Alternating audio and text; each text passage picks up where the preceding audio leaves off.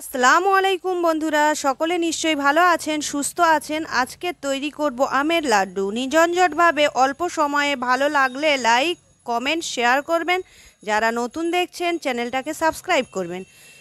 নতুন বন্ধুদের স্বাগত জানিয়ে পুরানো বন্ধুদের পাশে থাকা ধন্যবাদ জানিয়ে শুরু করছি আজকের রেসিপি।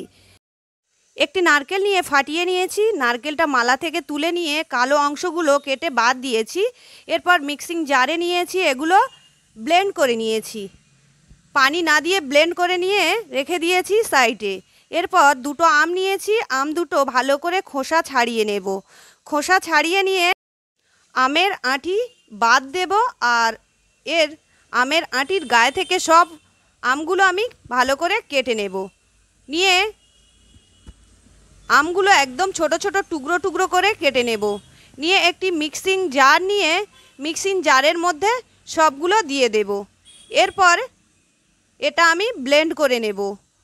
ব্লেন্ড করে নেওয়ার পরে কড়াতে আমি ওই শুকনো নারকেলগুলো দিয়ে দিলাম।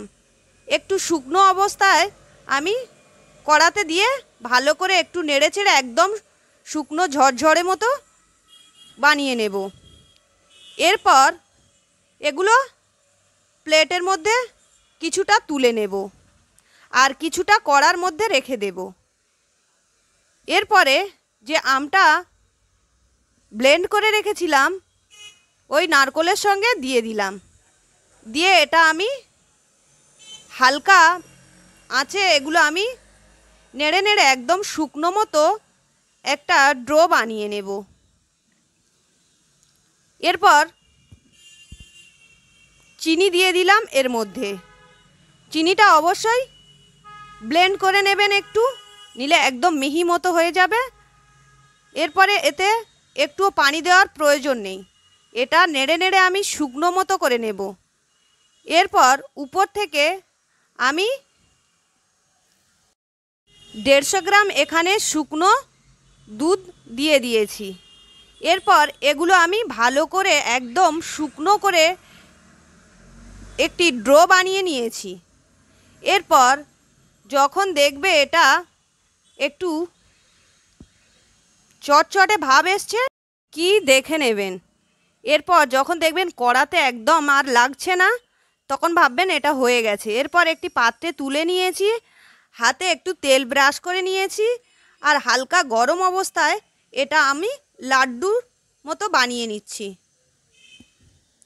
এইভাবে আমি সবগুলো লাড্ডু বানিয়ে নেব। ভালো করে গোল করে লাড্ডু বানিয়ে নিয়েছি। এরপর যে নারকেলটা আমি শুকনো তুলে রেখেছিলাম ওর মধ্যে একটু গড়িয়ে নেব। গড়িয়ে নিয়ে হালকা হাতের চাপে এইভাবে ওর গায়ে নারকেলগুলো লাগিয়ে নেব।